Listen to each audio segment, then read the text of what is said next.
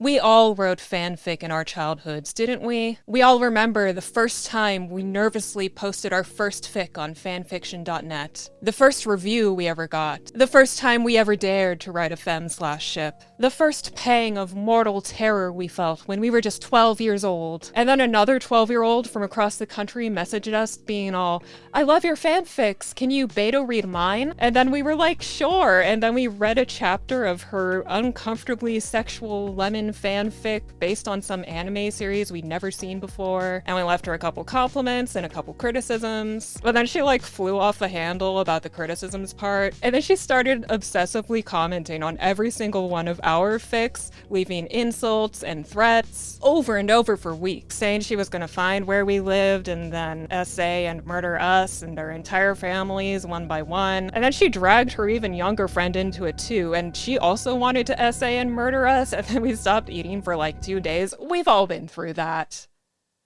It's just part of growing up. So today, I want to step back into that headspace and read some crazy fanfic for you all. I'm gonna head onto Wattpad, because as we all know, that's where the writers go to really let their freak flags fly, and I'm gonna browse the Degrassi section, because you guys really liked my Degrassi videos this week. For real, thank you all so much for subscribing. Not to get sappy, but knowing I was able to entertain a few thousand people at once feels like such a blessing. Thank you all a million times over. It means so much to me. Anyway, I could have chosen some of my old fan fiction for today, of course, but unfortunately, they were really good. They wouldn't make good content. And that might sound like some kind of brag, but it's not. Because the only reason I have any advantage in this area is because I had no friends, so I had all the time in the world to practice writing in middle school. So the way I see it, the bad fic writers are the real winners here, because they were probably the ones with social lives. Consider this video a loving tribute to those fortunate children.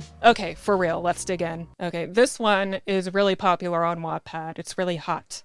It's called Forever and Always, Eli Goldsworthy. Chapter 1, Goodbye New York. Hello, Canada. It starts with your POV. My name is Your Name DeLuna. The YN means your name, so I guess this is me. My name's technically Ariel, but everyone calls me Ariel because that's how it's spelled, so I'm just gonna go with that. My name is Ariel DeLuna. I'm 16 years old. 5'1½", all caps. The half-inch counts. My hair is pink. I have a couple of piercings. My eyes are hazel. And my body is... let's just say I'm very well developed everywhere. I'm what most people call emo. Don't get me wrong, I am emo, but I do dress up or dress normal sometimes, thank God. Right now, I am beyond pissed because my mom just dropped huge news that we're moving to Canada today. How is this fair, Ma? I scream at my mother. Watch your tone. Watch your tone. You know we're moving to Canada to get better jobs and have a fresh new start. I thought that she just told me we're moving to Canada today. But what about my life here? I've spent almost 17 years of my life in this crappy 3-bedroom apartment, I yell. Well, when we move to Canada, you can spend the rest of your high school days there and move wherever you want for college. She rolls her eyes at me. This ain't fair and you know it. I say with a thick Italian/New Yorker accent. I've never tried that accent before, but I guess that there's always a first time for everything. Ma, this ain't fair and you know... I can't do it. Cool. It all right. Degrassi may not be that bad when you attend. My mom shrugs her shoulders while packing. Whatever. I roll my eyes. And I walk back into my room and log into my laptop. Degrassi Community School, I say out loud while typing and hit search. 2004. 2 students shot in the halls of Degrassi. 1 killed, the other paralyzed. STD outbreak in Degrassi Community School.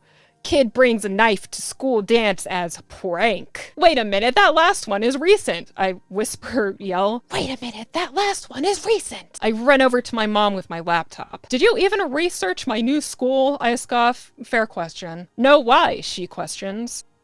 Really bad parenting. 2 students shot in the halls of Degrassi, 1 dead, 1 paralyzed, STD breakout, kid brings knife to a dance as a prank. I freak out. I'm sure the school has become a safer place. Now please tell the twins to pack. We have a long drive ahead of us. My mom sighs. I sit at my desk once more with my laptop open and look at the school, and it shows all the students on face range. Well, since I'm going to be a new student here, I might as well make an account. Once I made my account, I thought it would be great to already show people who I am. Hey Degrassi, I know none of you know me, that's fine, I'm new to Canada, but I just wanted to pop in before my arrival to say hey.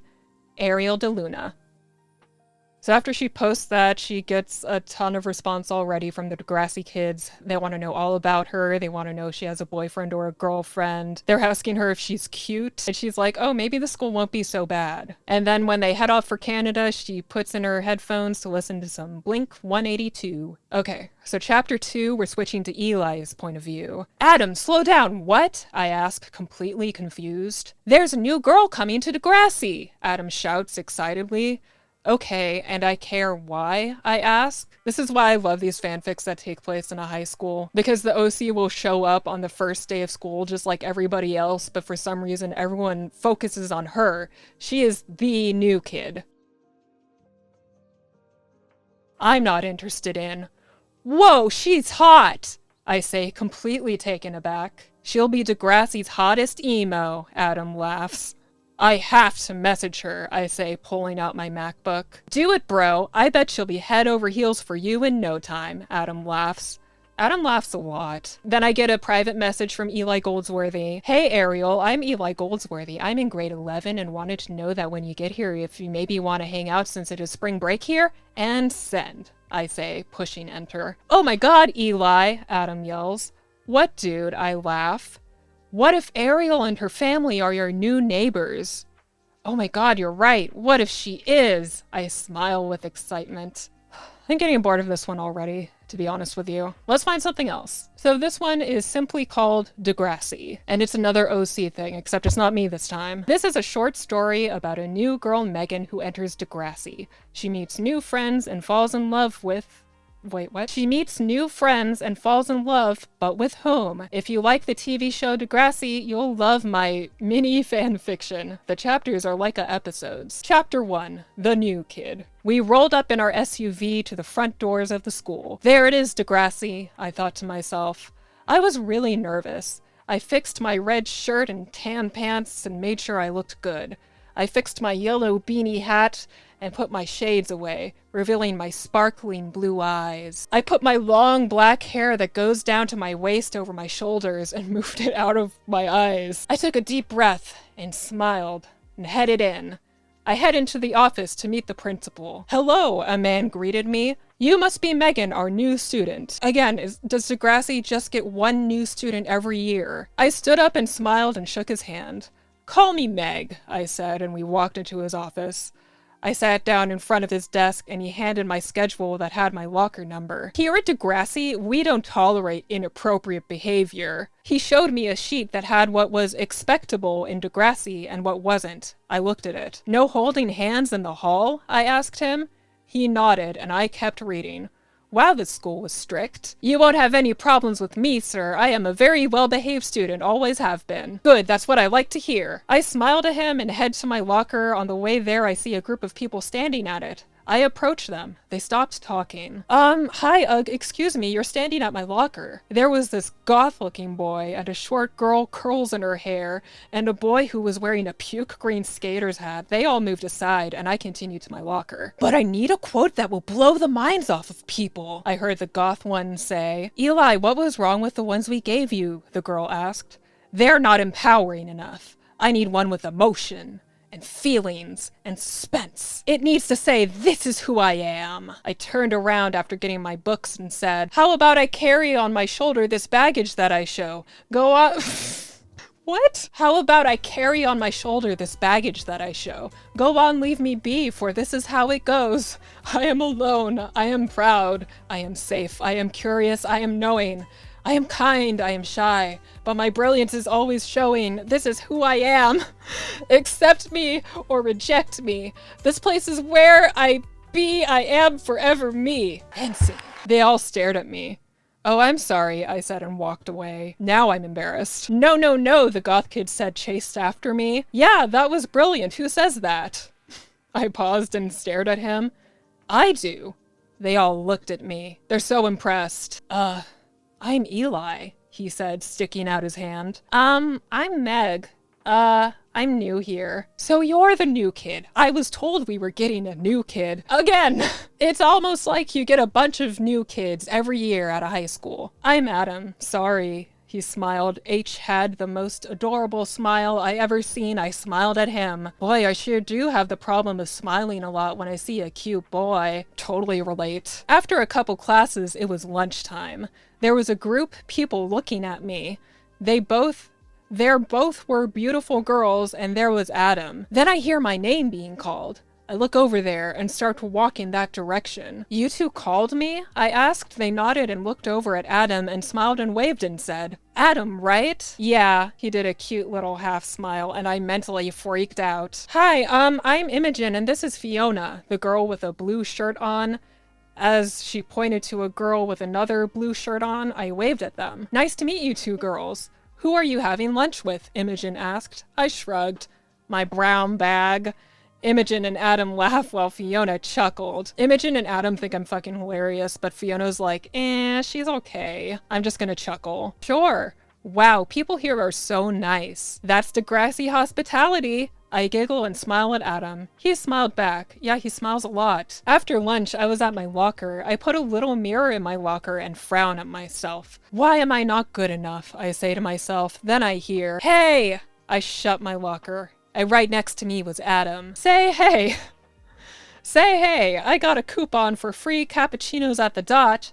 Would you maybe want to go there? Are you asking me out? I ask him. He tilted his head from side to side. Yes, he smiled.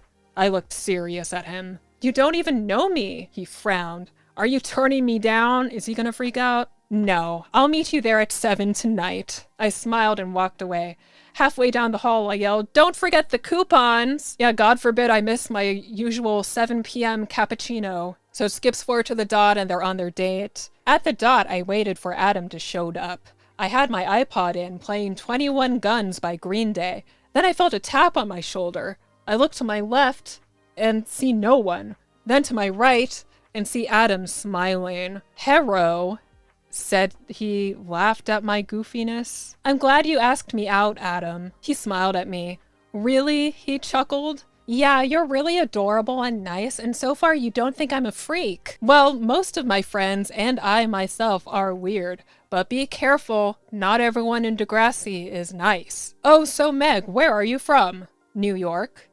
Oh, really? Fiona from there. Unfortunately, I'm bored of this one too, so let's see if we can find something dramatic. I just want something that's exciting. Okay, this looks good. This one is called Baby Daddy Catastrophe. Already, I'm on the edge of my seat. Author's note, you can skip this conversation between Claire and Eli. It is the part where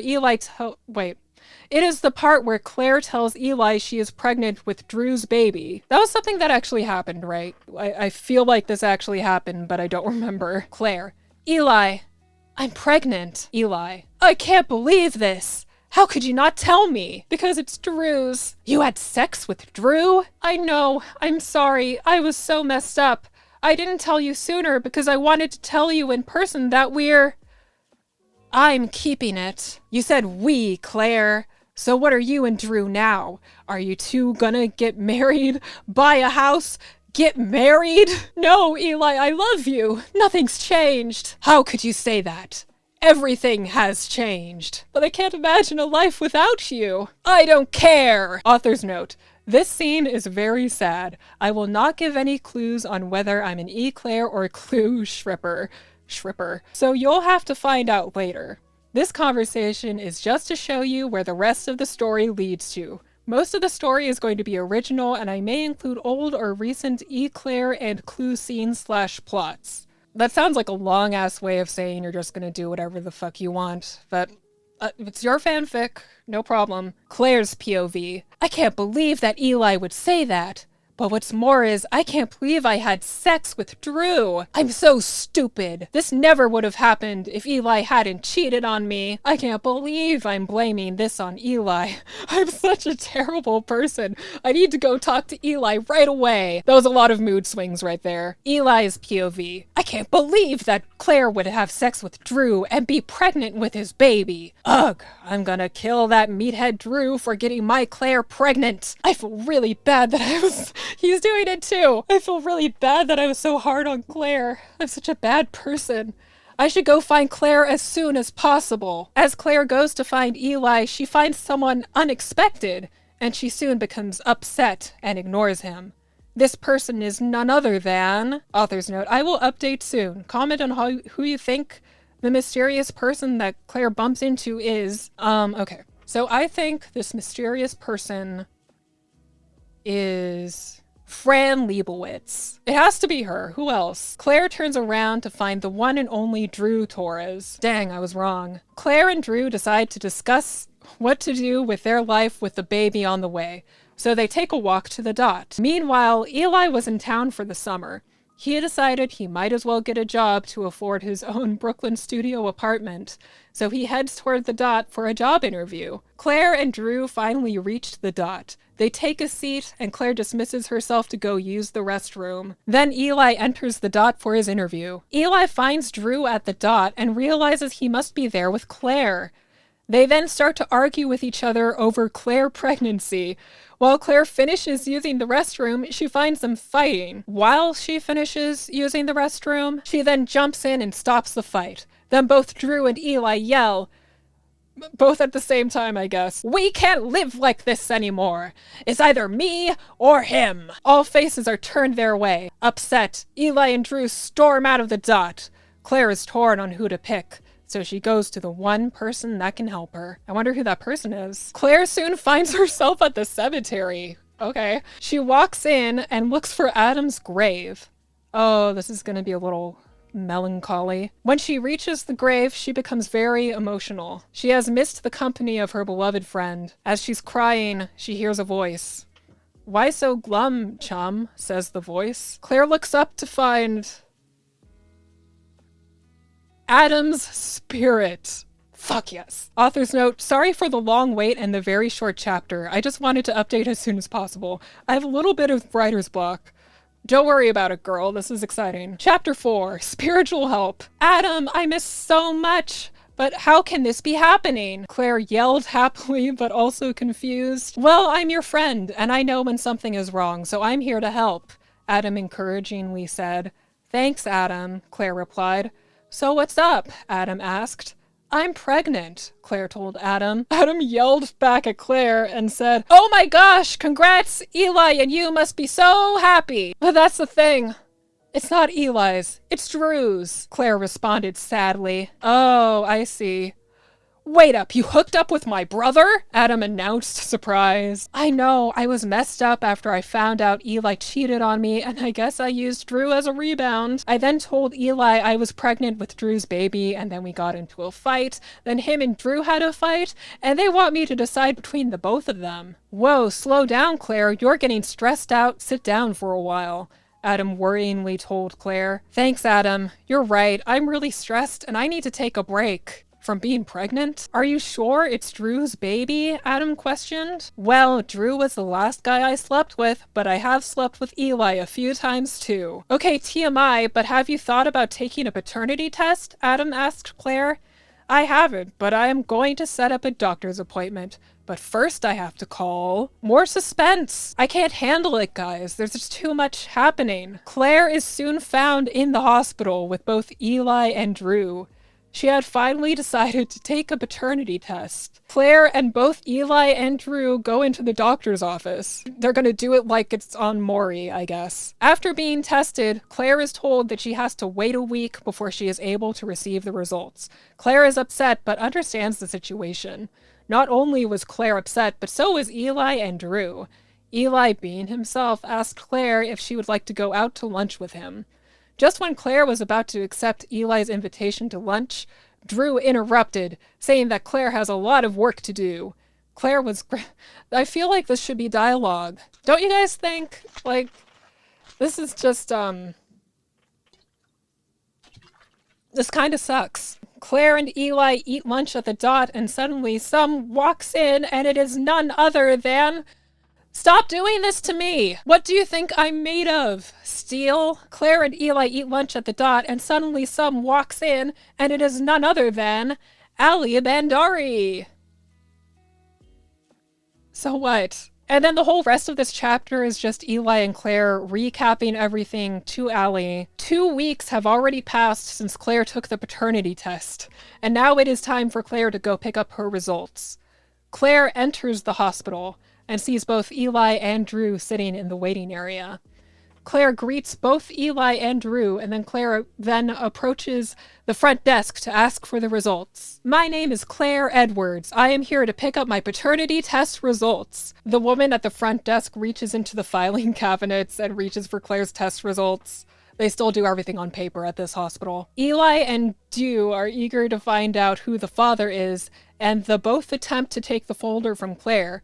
Claire then pulls away the folder before Eli and Drew could grab it. Claire then says, I want for us to wait before we open the folder to see the results. Why? She wants to go to the Dot first to eat lunch. After Claire finished her meal, she went to the restroom.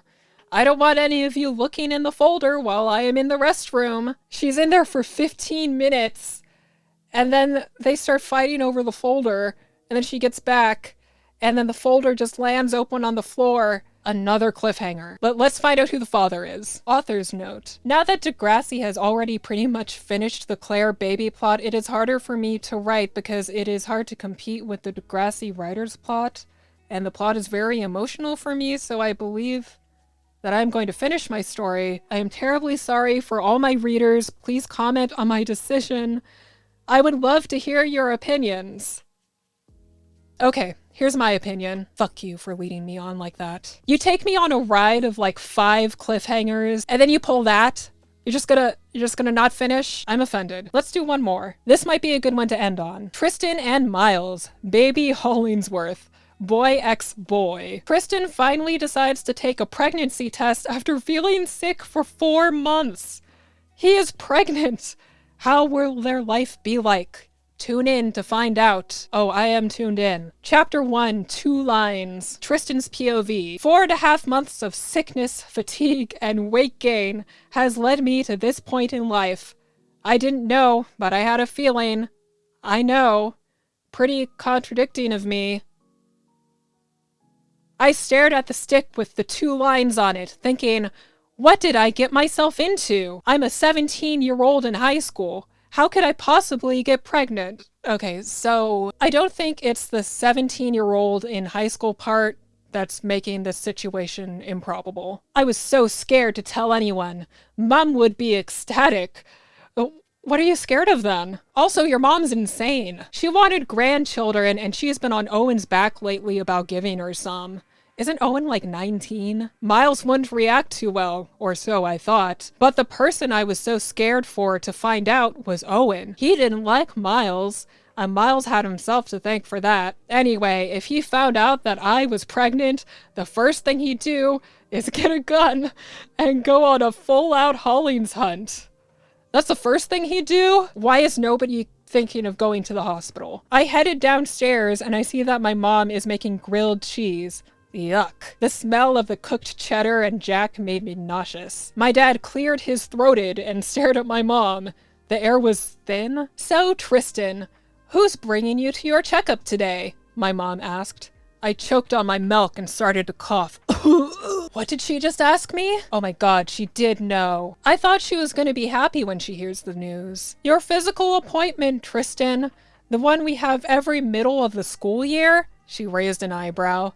I let out a sigh of relief. That was a close one. Really. I'll bring him, my brother said as he entered the kitchen in his uniform. What are you doing here? I asked him. Aren't you supposed to be on, like, active duty or whatever? No, not the or whatever. Oh my god. I was, but I got a call saying... What's my Owen voice? I was. No. Ariel, why is your voice so hoarse? Are you, like, not used to talking for an hour straight or something? No. This is new to me, okay? Is there something you're hiding from me, Tristan? I looked down at my phone.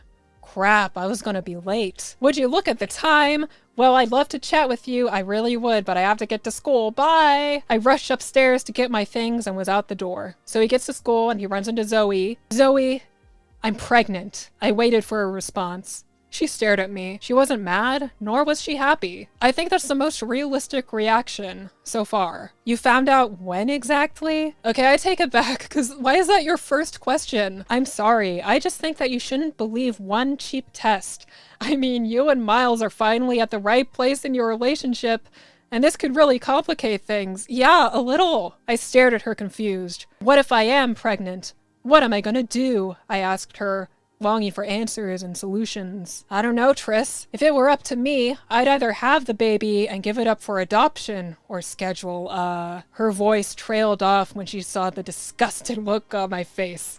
Tristan's pro-life. This next part is from Miles's POV. Hey, I need to talk to you about something, he started saying. Uh-oh. Conversations that usually start like that end badly. Yeah? Like, right now, or can it wait till lunch? I asked him. He shook his head as he pulled me to windowsill. We sat down and he sighed.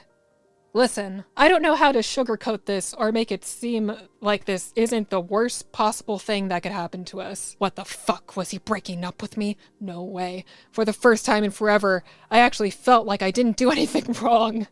I immediately stood up. I was ready to give him a piece of my mind. You know, you can't just break up with me for no possibly good reason, I snapped.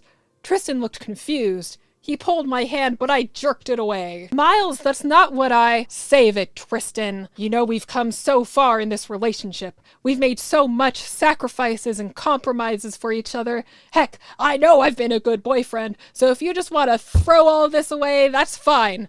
I'm done. He didn't say anything. He sat there shaking his head. I'm not breaking up with you, Miles, he said. Fine. You know what? It's over. It's the sex, right? It wasn't hot. Well, whatever. We're done then. Don't worry, you won't see me again. Wait! Did you say you're not breaking up with me? I asked. He nodded sadly. He's like, I wish. I took a pregnancy test, and it showed the two little lines. The little lines you get when you're expecting a baby. I froze. It was a lot to process. No kidding. And Zoe said that in order to be sure that I am, I'd have to go to the clinic to get checked.